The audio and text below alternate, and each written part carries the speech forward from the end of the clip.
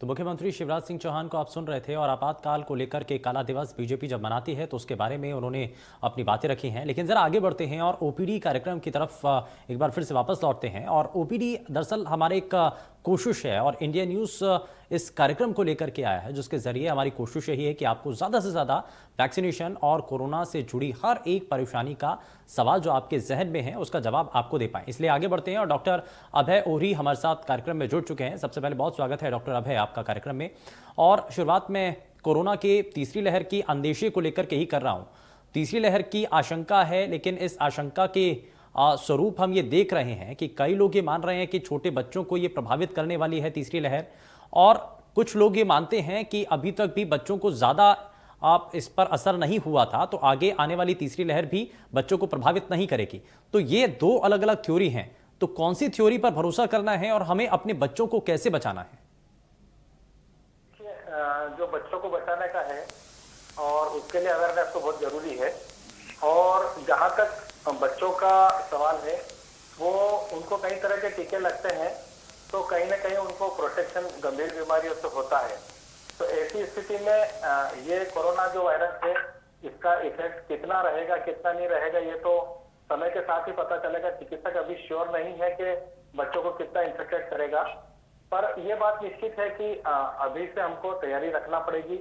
Hospitals में सारी तैयारियां होगी, क्योंकि दो लहर जो हमने देखी है, इस लहर में चिकित्सकों को भी पता नहीं था कि ये इतना ज्यादा फैलेगा और हमको क्या तैयारी रखना है। क्योंकि ऑक्सीजन के एंड टाइम पर हमको पता चला कि ऑक्सीजन बहुत ज्यादा लग रही है और कुछ इंजेक्शन ऐसे हैं जो बिल्कुल मार्केट में अवेलेबल नहीं थे। तो तीसरी लहर के लिए हमको निश्चित रूप से बच्चों के लिए जो तैयारियां करना है वो बहुत जरूरी है। हालांकि इतना प्रभाव मुझे तो नहीं लगता है कि पड़ेगा, पर तैयारी हमारे लिए बहुत जरूरी है। ठीक है, लेकिन वैक्सीनेशन को लेकर के भी लोगों के मन में कई सवाल है सर, इसलिए लोग वैक्सीनेशन के लिए आगे नहीं आ रहे हैं। लोगों के मन में एक बड़ा सवाल ये भी है कि कोविशील्ड या कोवैक्सीन अगर लगवाते हैं, और खास करके कोविशील्ड की जो वैक्सीन की डोज लग रही है, उपलब्ध हो पा रही है, अगर वो डोज लगवाते हैं तो फीवर हो ही रहा है। और ये माना जा रहा है कि इसी वजह से लोग, इसी डर के कारण कि कहीं फीवर हो जाएगा और कहीं हम दोबारा से संक्रमण की चपेट में ना जाए। और एक सवाल ये भी है कि अगर हमें फीवर हो गया है, हमने पहली डोज लगवा ली है, कोविशील्ड के बाद जो शुरुआती लक्षण नजर आते हैं उसमें पहला बुखार ही है, अगर बुखार आता है तो कहीं ऐसा तो नहीं कि हम कोरोना की चपेट में आने की संभावना है उसमें बढ़ जाएंगी? नहीं, ये हर वैक्सीनेशन का साइड इफेक्ट होता है, बुखार और हाथ पैर दर्द होना, सर दर्द होना, ये आम बात है। दूसरे वैक्सीनेशन भी जो होते हैं, चाहे मीजल्स का वैक्सीनेशन हो, चाहे डीपीटी का हो, इवन पोलियो के वैक्सीनेशन में भी इस तरह के लक्षण दिखते हैं। तो इससे घबराने की जरूरत नहीं है। और ये सामान्य तौर पर बच्चों में भी हो सकता है, बड़ों में भी हो सकता है।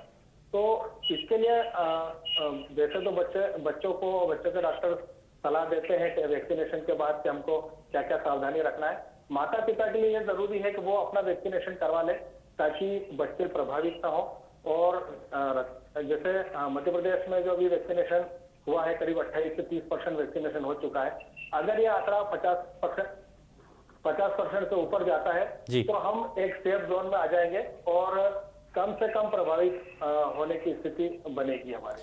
डॉक्टर अभय, हमने शुरुआत में, क्योंकि इससे पहले जितने भी कार्यक्रम रहे, हमारी कोशिश यही हुआ करती थी कि जो लोग आप संक्रमित हो चुके हैं उन तक वो जानकारी हम पहुंचाएं। लेकिन अब संक्रमण का जो ग्राफ है वो धीरे धीरे कम होता चला जा रहा है और अब लोग वैक्सीनेशन के अभियान के साथ ज़्यादा जुड़ रहे हैं, वैक्सीन लगवा रहे हैं। तो ऐसे में हम आज फोकस ज़रा इसी पर कर रहे हैं कि अगर किसी भी शख्स ने वैक्सीन लगवाई है तो उसके बाद आप क्या क्या ऐसी चीज़ें हैं, कितने दिनों तक वो लक्षण नजर आते हैं? जैसे कि हम पहले बात कर रहे थे कि बुखार आता है, तो ये जो बुखार आने की संभावनाएं हैं वो कितने दिनों तक आती हैं? 1 हफ्ते तक या 15 दिन तक? नहीं, ये इतना ज्यादा नहीं, समय नहीं रहता है। वैक्सीनेशन के जस्ट 1-2 दिन बाद तक बुखार रहता है। और उस समय हम लोग जो बड़ों को या बच्चों को जो सलाह देते हैं, वो हाई प्रोटीन डाइट लेने की सलाह देते हैं, ताकि वैक्सीनेशन करने के बाद जो चेंजेस होते हैं बॉडी के अंदर, उससे बचा जा सके। पैरासीटामोल ड्रिप हमको, पैरासीटामोल टेबलेट हम दे सकते हैं। अगर ज्यादा बुखार है तो हम पैरासीटामोल ड्रिप के रूप में भी दे सकते हैं। और पानी ज्यादा से ज्यादा पीना है, भोजन अच्छा लेना है, डाइट अच्छी लेना है। ये तमाम तरह के जो हम लोग उनको बताते हैं कि इससे बचा जा सकता है। तो ये सलाह दी जाती है बच्चों को और उनके माता पिता। ठीक है। और बात हम तीसरी लहर को लेकर के भी है, तो सबसे पहले हमारे जहन में सवाल बच्चों को लेकर के ही आता है। तो अब जो लोग अपने घरों से बाहर निकल करके आवाजाही कर रहे हैं, अपने दफ्तर जा रहे हैं, ऑफिस जा रहे हैं, या ज़रूरत के किसी काम से बाहर निकल रहे हैं घर से, और वापस जब घर लौटते हैं, तो ऐसे में न सिर्फ वो अपने आप को खतरे में डाल रहे हैं, बल्कि अपने परिवार के बाकी सदस्यों को भी खतरे में डाल रहे हैं। अब हो सकता है ये उनकी मजबूरी भी हो, बहुत ज़रूरत के काम से ही बाहर निकल रहे हैं, लेकिन ऐसे में अब छोटे बच्चों को, घर के बड़े बुजुर्गों को कैसे उनका बचाव किया जाए, कैसे उनको बचाया जाए और एहतियाती कदम क्या उठाया जाए? देखिए, अनलॉक की स्थिति में ज्यादातर लोग लापरवाह हुए हैं, ये बात निश्चित रूप से सही है। और जरूरी काम से हमको बाहर भी जाना पड़ता है।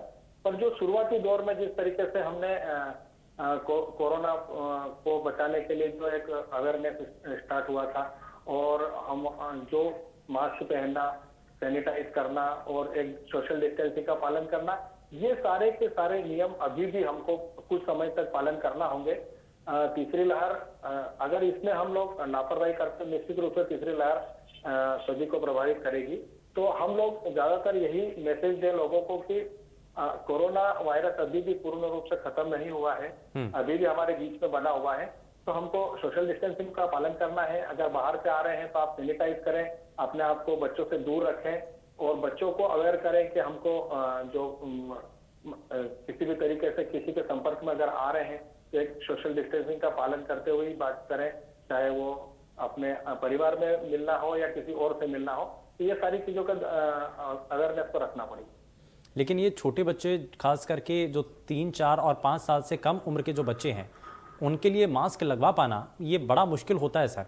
और अक्सर कई दर्शक हमारे साथ कार्यक्रम में जुड़ करके ये शिकायत भी रखते हैं कि हम कोशिश करते हैं बच्चों को मास्क पहनाने की, लेकिन वो उतार देते हैं, वो नहीं पहन पाते हैं। इसके लिए क्या किया जाए फिर? देखो, बच्चों की आदत रहती है, बच्चे किसी भी तरह की जो उनको पता नहीं रहता है कि इसका क्या महत्व है, तो ये तो माँ बाप को ही ध्यान रखना है। पर हम अगर बच्चों को, जो बच्चे 3 साल, 4 साल, 5 साल के जो बच्चे हैं, तो मास्क तो जरूरी है ही, पर अगर डिस्टेंसिंग का जो 3 से 4 फीट की दूरी पे अगर रह के बातचीत करना है, और ये सब चीजें अगर हमको सिखाएंगे, तो निश्चित रूप से बच्चों को इसको एक्सेप्ट करते हैं और बच्चे उनका पालन भी करते हैं।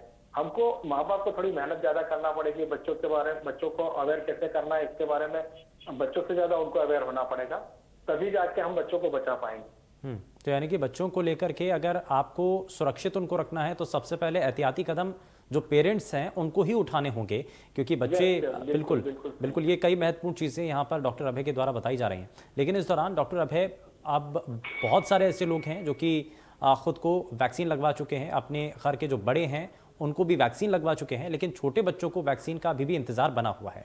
अभी इसको लेकर के संभावनाएं क्या हैं, और क्या इसको लेकर के उम्मीद जाहिर की जा सकती है कि इस साल के आखिर तक बच्चों के लिए वैक्सीन की संभावनाएं हो पाएंगी? बिल्कुल होगी। निश्चित रूप से बहुत सारी कंपनियां इसमें वर्क कर रही हैं, और अभी हम ट्रायल लेवल पर आ चुके हैं। तो निश्चित रूप से अगले 5-6 महीनों में वैक्सीन हमारे बीच में होगी। और अभी जितना भी ट्रायल हो रहा है उसमें सफलता भी मिली है कि बच्चों को प्रोटेक्शन उसमें हो। तो हम ये मान सकते हैं कि अगले 4-5-6 महीने हमको और अवेयरनेस, सावधानी रखना है जब तक कि पूर्ण रूप से वैक्सीन नहीं आ जाए, और जितना ज्यादा हो सके टीकाकरण बड़े लोगों का हो जाए, 18 साल से ऊपर तक के। अभी हम लोग वैक्सीनेशन अभी हमारे गवर्नमेंट हॉस्पिटल में हो रहा है, प्राइवेट सेक्टर में भी अभी इसकी अनुमति मिल जाएगी। तो बहुत सारे लोग जो गवर्नमेंट सेटअप में जाकर टीका नहीं लगवा पा रहे, वो लोग भी लगवाना शुरू कर देंगे। और बच्चों के लिए जो गवर्नमेंट की तैयारियां हैं उसमें निश्चित रूप से अच्छी है, क्योंकि पहले से ही बच्चों को टीकाकरण हो रहा है अलग अलग बीमारियों का, तो ये वाला टीकाकरण भी इजीली हो जाए। लेकिन एक बड़ी चुनौती सर ये भी है कि पहली डोज तो लोग लगवा रहे हैं, लेकिन दूसरी डोज के लिए अभी भी बहुत से ऐसे लोग हैं जिन्होंने अपने समय पर दूसरी डोज नहीं ली है, और इसलिए ये आंकड़ा बहुत घट जाता है जब दूसरी डोज के मामले पर बात करते हैं हम। पहली डोज के मामले में तो संख्या बढ़ती चली जा रही है, लेकिन दूसरी डोज लगवाना ये कितना जरूरी है, जरा हमारे सभी दर्शकों तक ये जानकारी भी पहुंचाइए सर। देखिए, अगर हमने पहली डोज लगवा ली है और अगर दूसरी डोज नहीं लगवाई है, तो ये निश्चित रूप से हमारे लिए खतरा है। और दूसरी डोज जो रहती है वो बूस्टर डोज के रूप में काम करती है, क्योंकि पहली डोज में जितना एंटीबॉडीज हमारे शरीर में बनती है तो वो उसका असर 1 से 2 महीने तक रहता है, कहीं कहीं किसी किसी वैक्सीन में 3 महीने तक का भी हो सकता है। पर अगर दूसरी डोज हम लगा लेते हैं तो वो बूस्टर के रूप में हमको अगले 1 साल तक वो प्रोटेक्शन देती है, एंटीबॉडी बन रही है। अभी बहुत सारी संस्था या जो गवर्नमेंट लेवल पे सीरो सर्वे का भी एक कॉन्सेप्ट आ रहा है कि सीरो सर्वे करवा के ये पता करना चाहिए कि कितनी एंटीबॉडीज, कितने लोग इम्यूनाइज हो चुके हैं, कितने लोगों में एंटीबॉडीज बन चुकी है। तो ये अगर काम होता है तो हम उसके बाद एग्जैक्ट ये पता कर सकते हैं कि 30 से 40%, 50% तक भी अगर हमारे लोग वैक्सीनेटेड हो गए तो निश्चित रूप से हम हर्ड इम्यूनिटी डेवलप कर लेंगे। चलिए ठीक है, अब वापस से उसी सवाल पर आते हैं सर कि हम उन लोगों की भी बात कर रहे हैं जिन लोगों ने हाल ही में टीका लगवाया, और ऐसे लोगों के बुखार के अगर उनको सिम्टम्स नज़र आते हैं तो ऐसे में अब क्या किया जाए? क्योंकि डॉक्टर से कहते हैं कि आपको पैरासीटामोल या बुखार की कोई दवा आपको लेनी चाहिए, तो उसकी क्वांटिटी कितनी होनी चाहिए, और दिन में अगर बुखार आ रहा है कॉन्टिन्यूस तो कितनी बार वो डोज लेनी है? देखिए, आमतौर पर जो वैक्सीनेशन करवाने के 10 से 12 घंटे बाद बुखार आता है और अगर हम एक पैरासीटामोल टेबलेट लेते हैं तो अगले 6 घंटे तक वो असरकारी रहती है, और 1 या 2 बार टेबलेट लेना रहती है दिन में, और उसके बाद धीरे धीरे धीरे ये बुखार भी खत्म हो जाता है। तो इतना बड़ा इश्यू नहीं है। बुखार सामान्य तौर पर सबको आता है, और एक बात और देखने में आई है कि फर्स्ट डोज के बाद बुखार आता है, सेकंड डोज में बहुत सारे लोगों को बुखार नहीं आ रहा है। तो ये हमारे लिए अच्छी बात है, क्योंकि सेकंड डोज तक आते आते बॉडी के अंदर इतना इम्यून सिस्टम इतना मजबूत हो जाता है कि फीवर आता नहीं है। पहली डोज में निश्चित रूप से थोड़ा बुखार आता है। ठीक है, तो ये अगर 2 से 3 दिन तक बुखार आने की संभावनाएं होती हैं तो इसमें दर्शकों को घबराने की जरूरत नहीं है। जिन लोगों ने अभी हाल ही में वैक्सीन लगवाई है, घबराने की जरूरत नहीं है। 3-4 दिन तक बुखार रह सकता है किसी किसी में, पर जो ज्यादातर मैंने मेरे पेशेंट पे देखा है कि 1 दिन या 2 दिन के लिए बुखार आता है, उसके बाद वो ठीक हो जाते हैं, नॉर्मल हो जाते हैं। हम उनको सलाह यही देते हैं कि आप ज्यादा से ज्यादा खाना खाएं, पानी पिए और हाई प्रोटीन डाइट लें। हाई प्रोटीन डाइट का बहुत ज्यादा इसमें महत्व है, क्योंकि कोरोना का जो वायरस है वो प्रोटीन के अंदर ही ज्यादा फैलता है और प्रोटीन को ही डैमेज करता है, और उसी के अंदर वो बढ़ता है। तो प्रोटीन डाइट लेना यहाँ बहुत जरूरी है। चलिए, तो खाने पीने की भी बात करें तो सर हमारे दर्शकों को आप ये भी बता दीजिए कि अपनी जो हेल्दी डाइट है उसके अंदर किन किन चीज़ों को, किन फलों को शामिल कर लेना चाहिए जिससे उनके शरीर में इम्यूनिटी जल्दी से जल्दी बूस्ट हो पाए, बन पाए। बिल्कुल बिल्कुल, जैसे दूध है, फल है, और आपका जितने भी खाना हम जो रूटीन का खाना खा रहे हैं वो खाने में पर्याप्त मात्रा में हमको इम्यूनिटी मिल जाती है। और एक्स्ट्रा डाइट में हम जो रहते हैं, जैसे कि जो वेजिटेरियन लोग हैं उनके लिए हम पनीर की सलाह देते हैं, दूध की सलाह देते हैं, और अगर वो नॉन वेजिटेरियन वाले हैं तो उनको अंडा भी खा सकते हैं, और भी कुछ डाइट अगर फिश वगैरह लेते हैं तो वो हम सलाह देते हैं। इस दौरान सर एक लोगों के मन में एक और सवाल आता है। एक तबका वो भी है जो कि वैक्सीन सिर्फ इसलिए नहीं लगवाते हैं क्योंकि वो अल्कोहल का सेवन करते हैं, और वो क्योंकि बार बार डॉक्टर्स की तरफ से कहा भी जाता है कि अगर आप वैक्सीन लगवा रहे हैं तो कुछ समय तक के लिए ये प्रतिबंधित रहता है। तो इसके बारे में भी सर कुछ जानकारी दीजिए हमारे उन दर्शकों को जिन्होंने सिर्फ अल्कोहल का सेवन करने की वजह से अभी तक वैक्सीन की डोज नहीं लगवाई है। जी जी, इस टाइप के बहुत सारे केसेस देखने को मिल रहे हैं। देखिए, अल्कोहल किसी भी तरीके से शरीर के लिए लाभदायक नहीं है। पहली चीज तो हर व्यक्ति जो शराब पीता है उनको पता होना चाहिए।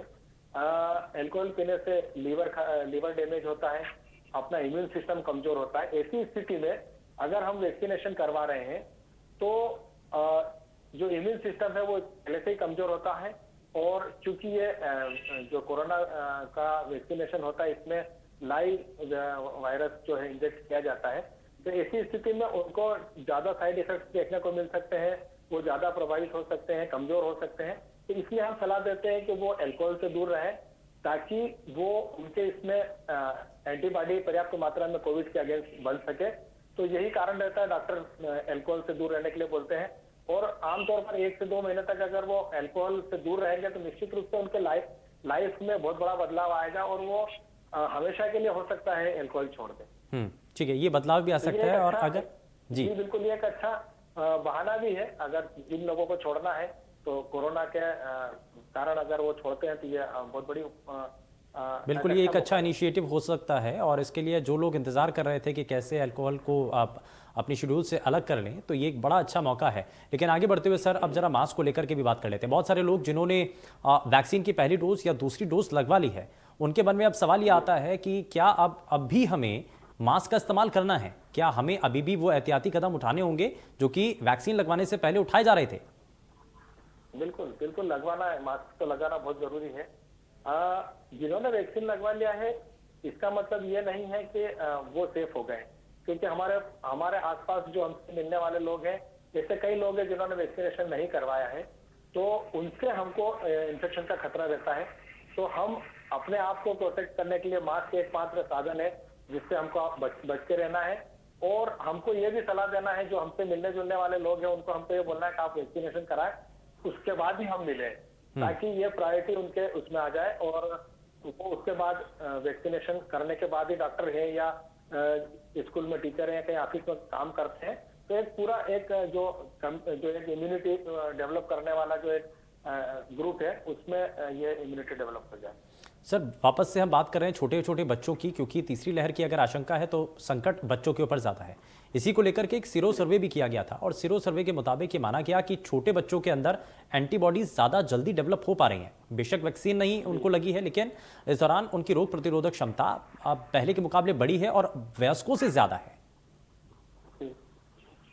तो इसका कारण यह है कि बच्चे की जो ग्रोइंग एज है उसमें बहुत सारी चीजें शरीर में, एक तो नेचुरली बच्चों में एक बीमारियों से लड़ने की क्षमता होती है, और ऐसी स्थिति में उनको प्रभाव कम होता है। और आमतौर पर जितना बड़े लोग लापरवाही करते हैं या बड़े लोग ज्यादा लोगों से मिलते हैं, ऐसे बच्चों का एक अपना सीमित दायरा होता है, या तो घर परिवार के बच्चों से ही मिलेंगे या स्कूल तो वैसे भी बंद है।